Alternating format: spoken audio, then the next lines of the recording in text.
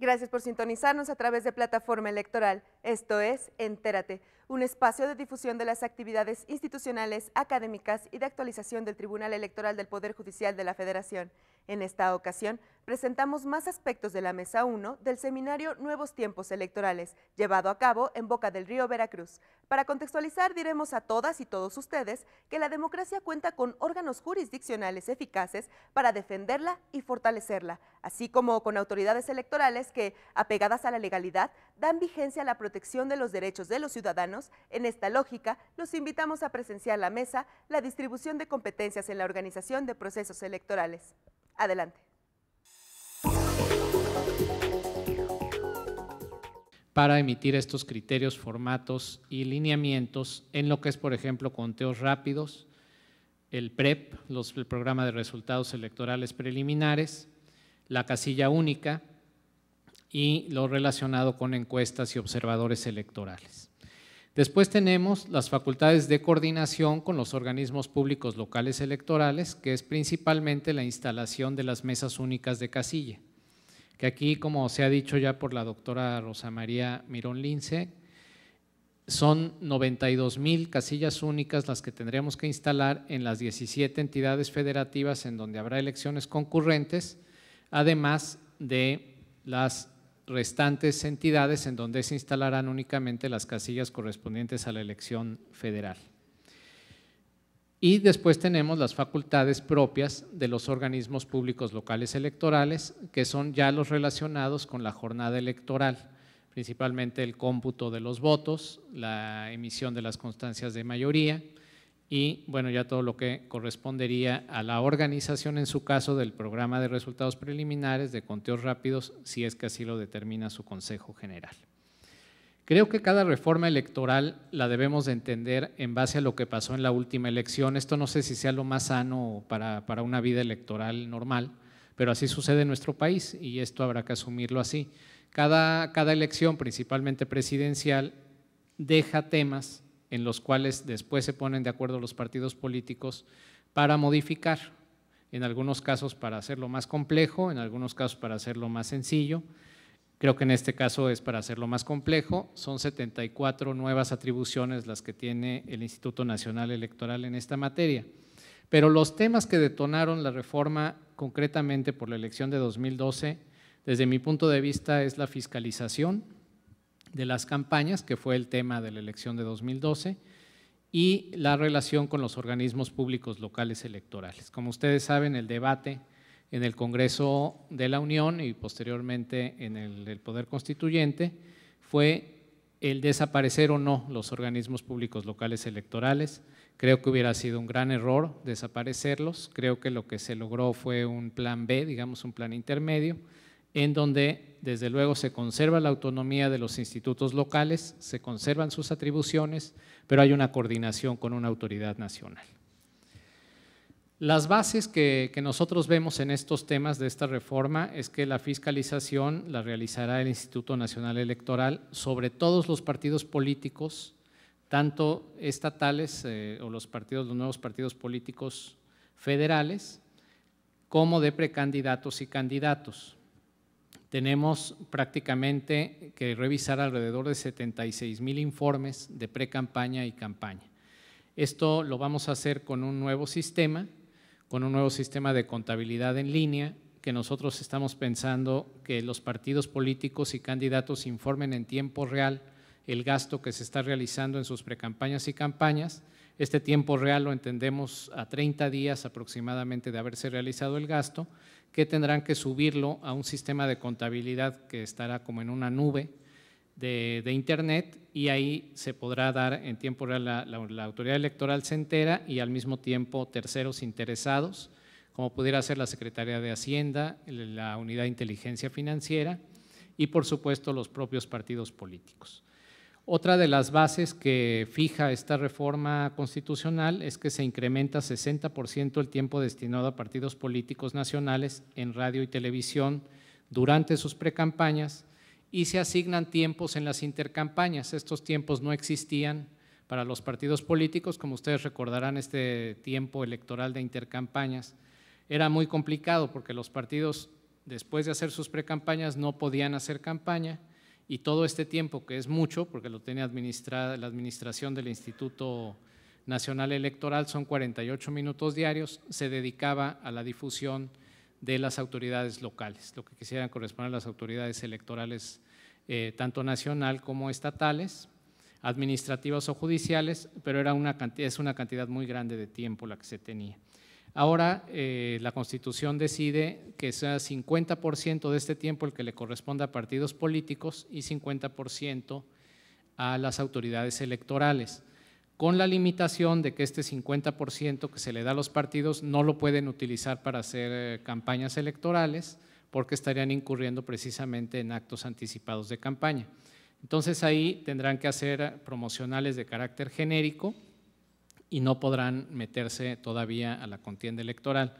Este va a ser, creo que, uno de los temas importantes de que se respete por parte de los partidos políticos, si no tendremos que conocer muchas denuncias relacionadas con actos anticipados de campaña. Hubo un debate muy interesante en el Consejo General relacionado a si este tiempo de intercampañas que le corresponde a los partidos políticos tendría que ser de manera proporcional asignado, es decir, el 70% y 30%, como lo es en campañas y precampañas, o se podía distribuir de manera igualitaria entre todos los partidos políticos. El debate fue muy interesante, la mayoría en el Consejo decidió que fuera de manera proporcional, 70-30, esto se va a la Sala Superior y la Sala Superior revoca esta decisión para determinar que sea de carácter igualitario, es decir, los 10 partidos políticos nacionales tendrán el mismo tiempo en este tiempo de intercampañas. Otra de las facultades que le dan de manera exclusiva al Instituto Nacional Electoral es lo que se refiere a la credencialización en el extranjero. Los mexicanos en el exterior podrán tramitar y obtener su credencial para votar en consulados. Aquí también, como todo lo que nos hemos tenido que enfrentar, como ustedes lo saben y como ustedes también seguramente lo realizan, es interpretar el espíritu del legislador, como decimos, o el espíritu del constituyente, para saber y ir resolviendo las cuestiones que quedaron, digamos que pendientes.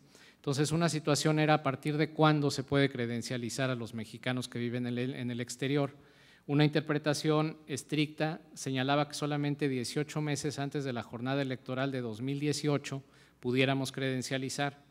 Y otra interpretación un poco más flexible dice que podemos credencializar a partir de que se tengan los instrumentos adecuados para hacerlo y seguirlo haciendo hasta prácticamente antes de la jornada electoral de 2018.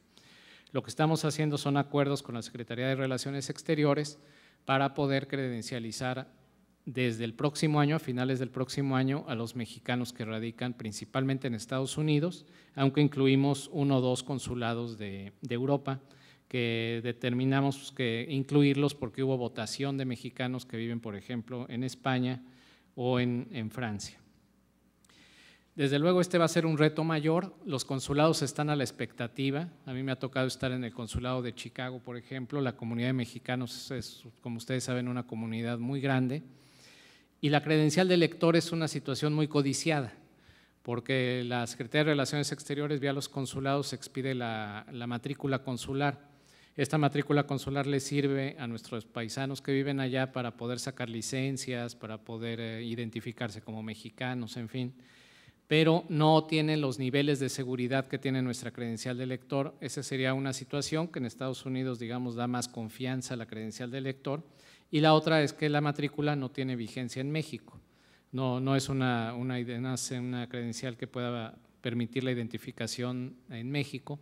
Entonces, por eso están muy interesados probablemente en obtener la credencial de elector. Todo esto son especulaciones, pero nosotros tenemos que crear el sistema para que en caso de que los mexicanos, si estén interesados, los mexicanos que viven en Estados Unidos principalmente en tener su credencial de elector, lo puedan hacer a partir de finales del próximo año 2015. Esto implica una relación estrecha con la Secretaría de Relaciones Exteriores, lo cual también no ha sido exento de críticas, de que estamos teniendo mucha relación con el gobierno para hacer esto, pero pues ahí sí no hay otra posibilidad de hacerlo. Y desde nuestra interpretación, los consulados y las embajadas pues son el espacio del Estado mexicano en el exterior y no es un espacio únicamente del gobierno mexicano. Por supuesto, tendremos una nueva relación con el Tribunal Electoral del Poder Judicial de la Federación, como ustedes saben, con los procedimientos especiales sancionadores, que ahora nosotros solamente seremos una autoridad investigadora, sustanciadora de los procedimientos y posteriormente la autoridad resolutora y sancionadora serán las salas especializadas del Tribunal Electoral del Poder Judicial de la Federación. Esto es algo muy importante, a mí me tocó vivirlo en el IFE, y el costo que se tenía del debate político que había cada vez que se sancionaba por un procedimiento especial sancionador era muy importante. Creo que la autoridad electoral administrativa estaba contaminada con este tipo de debates, en donde teníamos al victimario y a la víctima en la misma mesa diciendo cuáles eran sus razones y prácticamente resolviendo en el debate de la mesa la resolución y la sanción que se le iba a poner al partido político. Esto creo que fue la causa principal para que se decidiera que ya esta resolución saliera de la autoridad administrativa y le corresponda al Tribunal Electoral. Desde luego, además de los costos políticos que esto implicaba, también habrá ahora nuevos costos económicos y estos costos económicos pues, recaerán tanto en el Instituto Nacional Electoral para seguir sustanciando los procedimientos como en el Tribunal Electoral del Poder Judicial de la Federación. Otro de los temas que creo que es muy importante es el relacionado con la relación que vamos a tener con los organismos públicos locales electorales. Estos, como ustedes saben, de acuerdo a la Constitución, son órganos públicos, autónomos, con personalidad jurídica y patrimonio propio, y se rigen por los mismos principios de certeza, imparcialidad, independencia, legalidad máxima, publicidad y objetividad. El 30 de septiembre de este año 2014, de acuerdo al mandato constitucional, nosotros designamos a los consejeros presidentes y a los consejeros electorales de los organismos públicos locales de 18 entidades federativas. ¿Por qué fueron 18? Porque hubo una petición en la mesa del Consejo de que incluyéramos Oaxaca. Oaxaca va a tener el próximo año elecciones por usos y costumbres, pero prácticamente en más de 400 de sus municipios. Entonces, por eso fue que se valoró incluir también a Oaxaca, con la interpretación de que también estas elecciones son constitucionales. Lo que dice la Constitución en su artículo transitorio es que nosotros teníamos que designar a donde hubiera elecciones constitucionales en 2015 y la elección constitucional también se consideró que incluía a usos y costumbres. El caso de Zacatecas también es un caso muy interesante porque ahí por decisión de la Sala Superior del Tribunal Electoral nos mandató que también designáramos al organismo público local electoral de Zacatecas antes de que terminara el año. Precisamente ahorita estamos ya en la etapa de revisión de ensayos, la realización de entrevistas la próxima semana y consideramos que antes del 23 de diciembre estaremos designando a los consejeros de Zacatecas. Lo que dice la Constitución es muy claro y es si solamente nos corresponde el nombramiento y nos corresponde el emitir los lineamientos con los cuales los OPLES se van a orientar en algunas de las decisiones que tomen. Sin embargo, lo que ha sucedido es que a partir del 30 de septiembre, una vez ya instalados los organismos públicos, los consejos locales, se enfrentan con una situación de si tienen o no recursos para echar a andar estos consejos electorales, primero para terminar el año y después para las elecciones del próximo año. Y esto creo que es muy importante, esta es una situación que a nosotros determinamos acompañar a los organismos públicos locales electorales vía nuestros delegados estatales, los vocales ejecutivos, los consejeros locales, con los gobiernos de los estados y los congresos para que estos OPLES sí puedan funcionar. Porque también, como ustedes saben, estaba el tema de que, bueno, pues ya te nombraron en el INE, pues ahora que el INE vea cómo te pagan, ¿no? Entonces no había en algunos casos pues, ni para la nómina, entonces ahí se ha hecho una estrecha relación, en algunos casos, en otros no ha sucedido, pero en algunos casos sí para acompañar a los OPLES y llevarlos para que puedan tener un buen funcionamiento. Y esto además no es una cuestión de los buenos samaritanos, sino la verdad es que nosotros estamos convencidos de que el éxito que vayan a tener ellos en la organización electoral en sus estados es el mismo éxito que vamos a tener nosotros, y el que nosotros tengamos a nivel federal y a nivel nacional es el mismo que van a tener ellos. Es decir, estamos hermanados en los resultados que vayamos a arrojar. La reforma está a prueba tanto para ellos como para nosotros, y es muy importante por eso que nosotros acompañemos para que esta reforma salga bien. Las facultades de regulación nacional, como les decía, es las reglas, lineamientos y criterios, tanto para el PREP, conteos rápidos y encuestas. Y esto sucedió porque en el 2013, en algunas elecciones estatales, arrojó un problema determinado en algunas entidades sobre el PREP, sobre los conteos rápidos o sobre las encuestas. Entonces, por eso es que la legislación, desde mi punto de vista, contempla que el INE sea el que emita los lineamientos para los cuales los soples se tendrán que regular. La obligación de instalar casillas únicas, la única experiencia que teníamos en casilla única a nivel del Instituto Federal Electoral había sido en Colima, desde hace ya muchos años, pero no había otra experiencia a nivel nacional.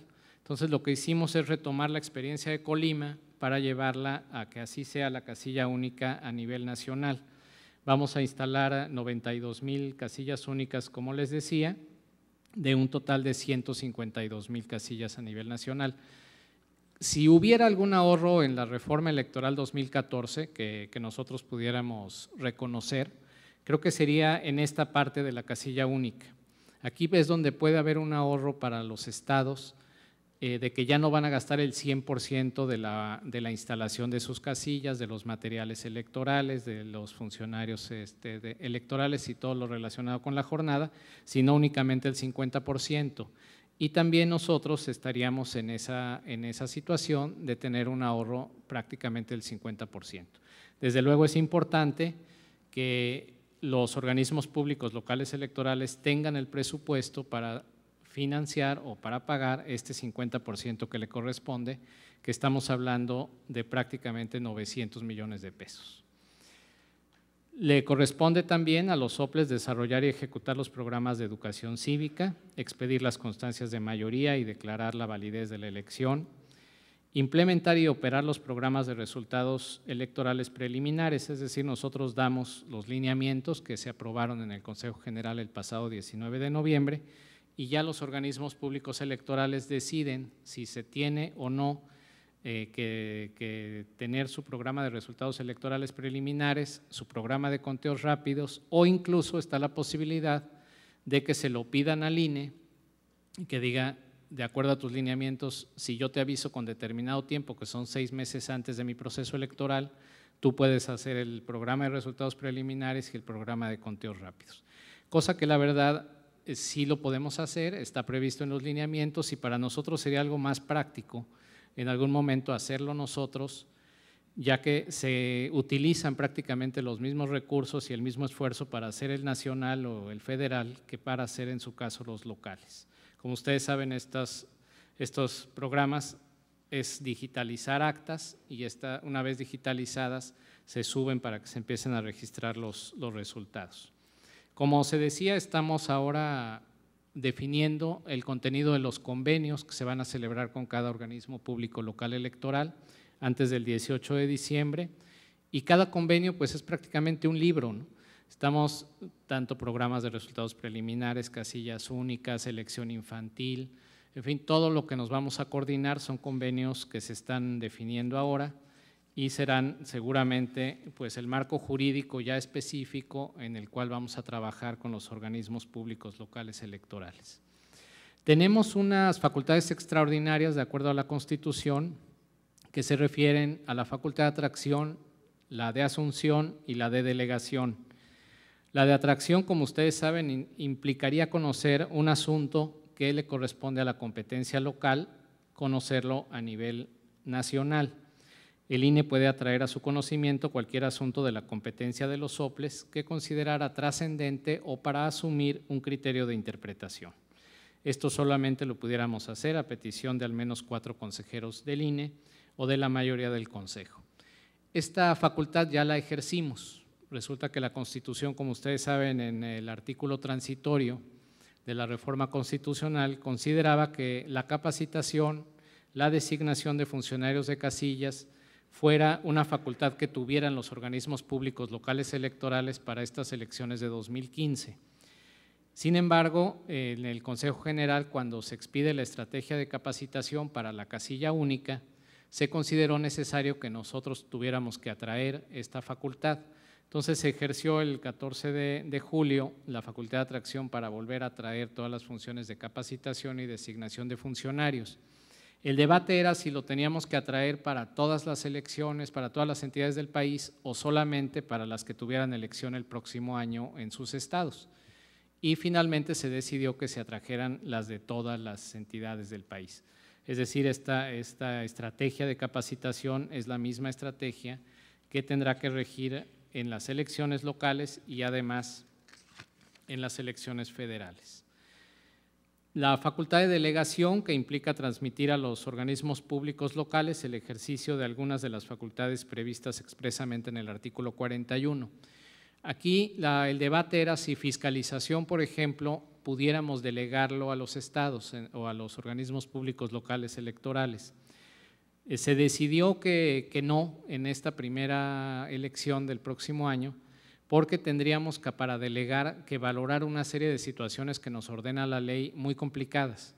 Si tenían los organismos públicos la infraestructura humana y material necesaria para hacerlo, si nosotros estábamos seguros de que hubiera el profesionalismo, en fin, una serie de cosas que complicaban mucho en su caso decidir esta delegación ahorita, y por eso también decidimos que ahorita en este tiempo no se delegue esta facultad y la conservara el INE. También esta facultad de delegación en su caso requiere de al menos 8 votos de consejeros electorales para poderla determinar, y dice la ley que también se puede reasumir en caso de ser delegada nuevamente por el Consejo General. Estas facultades, como ustedes saben, junto con la de asunción, que es la facultad de que el Instituto Nacional Electoral atraiga la realización de todo el proceso electoral local, son las facultades que pudieran verse lesivas a la autonomía de los estados o de los organismos públicos locales electorales, y por eso es que hay que decidirlas con mucho cuidado.